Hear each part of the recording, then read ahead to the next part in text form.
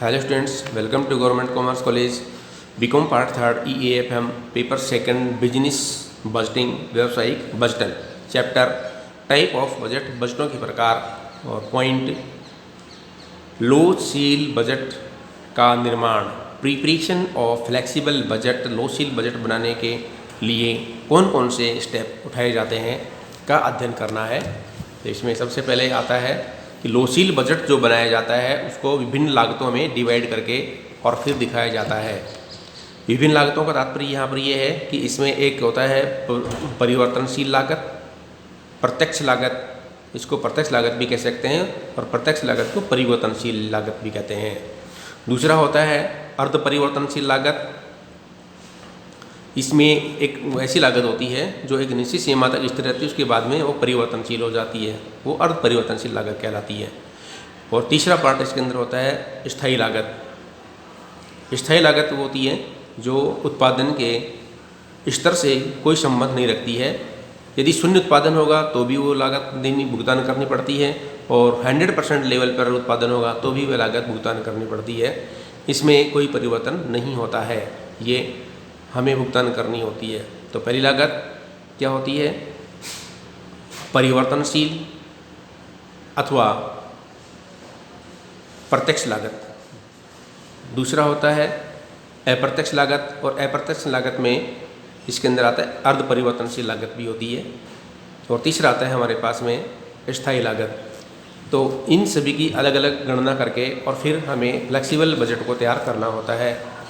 तो यहाँ पर स्थिर लागत के बारे में अध्ययन करेंगे। पहले स्थिर लागत को स्थायी लागत, अपरिवर्तनशील लागत और अवधि लागत या क्षमता लागत तथा पूरक लागत आदि नामों से भी जाना जाता है। इन लागतों में ऐसे व्यय सम्मिलित किए जाते हैं जिन पर उत्पादन में वृद्धि या कमी का कोई प्रभाव नहीं पड़ता है। अर्थात जो संस्था की लागत संस्थापित क्षमता होती है तक स्थिर रहते हैं। अर्थात यहाँ यह ध्यान देने योग्य बात भी है कि क्षमता तक कुल स्थिर लागत अपरिवर्तित रहती है, परंतु उत्पादन की मात्रा में परिवर्तन के साथ साथ प्रति इकाई लागत घटती है। तो जो उत्पादन लागत होती है वो यदि हम उत्पादन एक वस्तु का करेंगे, वस्तु की एक इकाई का करेंगे तो भी उसका भुगतान करना होता है, और 100% इकाइयों पर उत्पादन करेंगे तो भी उसका भुगतान करना होता है। उदाहरण आपको बताते हैं इस प्रकार से, यदि कोई छात्र अपने पढ़ने के लिए दूसरी जगह जाकर किराए पे मकान लेकर रहता है और कॉलेज जाता है और वह वहाँ रहने के लिए कमरा किराए पे लेता है, तो उसमें वह छात्र यदि एक दिन जब अपना लॉक लगा देता है कमरे के ऊपर, मकान मालिक को उसका अनुबंध हो जाता है कि इस मकान का इतना किराया होगा। यदि वह व्यक्ति वह छात्र एक दिन रहता है तो भी उसको उसका किराया देना पड़ेगा, और यदि वह पूरे महीने रहता है तो भी उसको किराया देना पड़ेगा। महीने में एक दिन रहे, 15 दिन रहे, 20 दिन रहे, महीना रहे, उसको हर महीने का जो किराया तो भुगतान करना पड़ेगा जब तक उसका लॉक लगेगा। लेकिन यदि कभी कभी ऐसा भी होता है कि छात्र घर पे आ जाता है और वह मकान को लॉक लगाए रहता है और 2 महीने तक वापस नहीं जाता है, तो 2 महीने तक वापस नहीं जाने के तात्पर्य ये थोड़ी है कि मकान मालिक किराया छोड़ देगा। मकान मालिक किराया नहीं छोड़ता है, वो तो सब अपना किराया लेगा, क्योंकि उसकी फिक्स इनकम होती है और हमारी फिक्स कॉस्ट होती है, तो हमें उसका किराया भुगतान करना पड़ेगा और मकान मालिक उसका किराया वसूल करना पड़ेगा। ये फिक्स कॉस्ट होती है, ये तो होती है फिक्स कॉस्ट। अब आती है इस फिक्स कॉस्ट को हम यदि वस्तु की इकाइयाँ अधिक मात्रा में होती हैं तो ये फिक्स कॉस्ट प्रति इकाई कैसे चेंज होती है। देखिए, यदि उस कमरे के अंदर एक छात्र रहता है और उसका किराया माना कि वो 10,000 रुपीज़ पर मंथ भुगतान करता है, तो एक छात्र उस मकान किराए का 10,000 रुपीज़ पर मंथ भुगतान करेगा। तो एक यूनिट का जो किराया है, अर्थात एक व्यक्ति का जो किराया है वो कितना हो गया? 10,000। यदि उस 10,000 रुपये के अंदर 2 व्यक्ति रहने लग जाते हैं, 2 दोस्त मिलकर रहते हैं, तो प्रति इकाई लागत कम हो जाएगी। यहाँ पर लागत इकाई का तात्पर्य हो गया स्टूडेंट। तो 2 स्टूडेंट्स के अंदर वो 5-5 रुपये 1,000 रुपये बढ़ जाते हैं। यदि वो 4 रहने लग जाते हैं तो 2,500 रुपये, और 5 रहे तो 2-2 हज़ार रुपये बाँटे आते हैं। अब बात ये है कि उस 10,000 के स्थायी लागत में बच्चे कितने रह रहे हैं? 1, 2, 3, 4, 5। जितने बच्चे बढ़ेंगे उसी अनुपात में उसकी लागत प्रति बच्चे के हिसाब से कम होती चली जाएगी, और जितने बच्चे घटेंगे वो लागत प्रति बच्चे के हिसाब से उसी अनुपात में बढ़ती चली जाएगी। तो इसे कहते हैं प्रति इकाई लागत फिक्स कॉस्ट। उत्पादन बढ़ने पर घटती है, उत्पादन घटने पर बढ़ती है। उत्पादन घटने पर बढ़ती है का तात्पर्य है कि बच्चे यदि उसके अंदर कम होते जाएंगे तो लागत जो रह रहे हैं उन बच्चों को भुगतान करना होगा। उत्पादन बढ़ने पर ये कम होती जाती है का तात्पर्य है कि जो बच्चे बढ़ते जाएंगे तो वह घटती हुई दर से लागत का भुगतान करना पड़ेंगे। ये होती है फिक्स कॉस्ट का एक सिस्टम। उसके बाद आता है हमारे पास में नेक्स्ट अर्ध परिवर्तनशील लागत, सेमी वेरिएबल कॉस्ट। तो सेमी वेरिएबल कॉस्ट किसे कहते हैं, ये हमें हमेशा परेशानी करती है कि हमें याद नहीं रहता है सेमी वेरिएबल कॉस्ट क्या होती है। सेमी वेरिएबल कॉस्ट उसे कहते हैं कि ऐसी लागत जो एक निश्चित सीमा तक स्थिर रहती है और यदि उस सीमा के पश्चात भी हमें प्रोडक्शन करना हो तो वह लागत परिवर्तनशील हो जाती है। तो जिस सीमा तक स्थिर रहेगी उसको हम स्थिर लागत में काउंट कर लेते हैं, और उसके बाद में यदि प्रति इकाई वो लगातार चलती रहती है उसको हम परिवर्तनशील लागत कर लेंगे। तो अर्ध परिवर्तनशील लागत को दो भागों में हम बांट सकते हैं, एक परिवर्तन के रूप में और एक अर्ध परिवर्तन के रूप में। तो इसका एक एग्जाम्पल भी है कि घर के अंदर यदि कोई छात्र अपने कपड़े पर प्रेस करता है तो प्रेस करने के लिए उसको जब लाइट में प्लग में लगा देता है और आयरन को ऑन कर देता है, तो आयरन लगाते के साथ ही अपने आप उसी क्षण गर्म नहीं होती है, और गर्म होने के लिए वह 1 मिनट 2 मिनट 15 मिनट या 10 सेकंड जो टाइम लेती है वो उसका फिक्स कॉस्ट माना जाता है।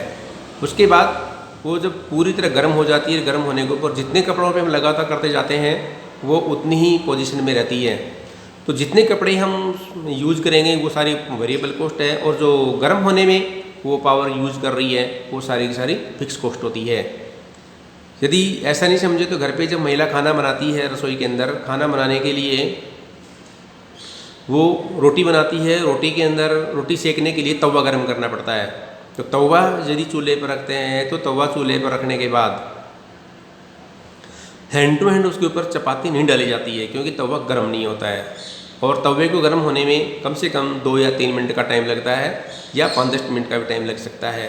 तो जितना टाइम तवे को गर्म होने में लगता है और जितनी गैस या ईंधन वो गर्म होने में यूज करता है उतना ईंधन उसका फिक्स कॉस्ट होती है। अर्थात जब भी तवा गर्म करोगे तभी उसको उतनी फिक्स कॉस्ट तो भुगतान करनी ही पड़ेगी, और उसके बाद में आप जितनी रोटी बनाओगे वो लगातार चलती रहती है और गैस में चलती रहती है। तो जितनी रोटी बनाते हैं उसकी फिक्स कॉस्ट वो सारे के सारे वेरिएबल कॉस्ट में कन्वर्ट हो जाती है, क्योंकि रोटी उसके हीट को ले लेती है और पक करके तैयार हो जाती है। तो उससे पहले की जो कॉस्ट थी सारी फिक्स कॉस्ट थी, उसके रोटी तैयार जब बनने लग जाती हैं वो सारी वेरिएबल कॉस्ट होती है। तीसरा एक एग्जाम्पल और है कि कभी आपने देखा होगा रेलवे स्टेशन के ऊपर रेल का जो इंजन होता है वह चालू करके खड़ा रखते हैं आधे घंटे तक, 20 मिनट तक। यदि रेल रुकती है तो उसको बंद नहीं करते हैं। क्यों? क्योंकि यह मानते हैं कि यदि इस इंजन को दोबारा ही चालू किया जाएगा तो वह दोबारा चालू होने में इतना अधिक लीटर कंज्यूम कर लेता है डीजल का इतना अधिक लीटर ईंधन कंज्यूम कर लेता है जितने में तो वह 50 किलोमीटर अपनी यात्रा कर सकता है। इसका तात्पर्य है कि यदि उस इंजन को स्टार्ट करने के अंदर 50 किलोमीटर तक का जो खर्चा वह यूज करता है वो सारा का सारा खर्चा उसकी फिक्स कॉस्ट में आता है, क्योंकि वो अपने आप को तैयार करने में इतना ईंधन यूज करता है। उसके बाद जब वह दौड़ता है तब वह जितनी यात्रा करता है उतनी यात्रा के हिसाब से अपना ईंधन यूज करता है। तो स्टार्ट होने में जो खर्चा यूज किया जाता है वो सारा का सारा फिक्स कॉस्ट माना जाता है, और जब वह रनिंग करता है और उसके ऊपर जो खर्चा आता है वो सारा का सारा वेरिएबल एक्सपेंसेस के रूप में काउंट किया जाता है। तो हमारे पास में सेमी वेरिएबल के खर्चे कुछ दिए हुए होते हैं। वो सेमी वेरिएबल के खर्चे जो होते हैं वो उसके अंदर ऐसे लिखा होता है कि 100% जो खर्चा होता है, जैसे माना कि 10,000 इसका 20% फिक्स है तो सारा बाकी सारा वेरिएबल हो गया। यदि 10,000 कोई और एक्सपेंसेज है, जैसे लाइट का कोई 10,000 रुपीज़ हो तो उसमें 20% वेरिएबल है तो 80% फिक्स हो गया। ऐसे ही इसके अंदर बहुत सारे खर्च ऐसे होते हैं जो सेमी वेरिएबल के रूप में दर्शाए जाते हैं, जिनको हम परसेंटेज के आधार पर डिवाइड कर सकते हैं। लेकिन यदि कुछ इकाइयों की संख्या दे रखी हो तो हम इकाइयों की संख्या से उसको डिवाइड भी कर सकते हैं और डिवाइड करके उसको लग भी किया जा सकता है। तो ये था हमारा सेमी वेरिएबल एक्सपेंसेज। उसके बाद आता है हमारे पास में वेरिएबल एक्सपेंसेज। और वेरिएबल एक्सपेंसेज क्या होते हैं? वेरिएबल एक्सपेंसेज वो होते हैं जो उत्पादन की जो मात्रा होती है उसके अनुसार परिवर्तित होते हैं, उसे वेरिएबल एक्सपेंसेज कहते हैं। अर्थात ऐसा खर्चा जो शून्य उत्पादन होने पर शून्य भुगतान किया जाता है और 100% उत्पादन होने पर 100% भुगतान किया जाता है। तो इसे हम परिवर्तनशील व्यय कहते हैं। ऐसे खर्चे जो उत्पादन की मात्रा बढ़ने पर बढ़ते हैं, उत्पादन की मात्रा घटने पर घटते हैं उसी अनुपात में, उसको हम परिवर्तनशील खर्चा कहते हैं। जैसे श्रम,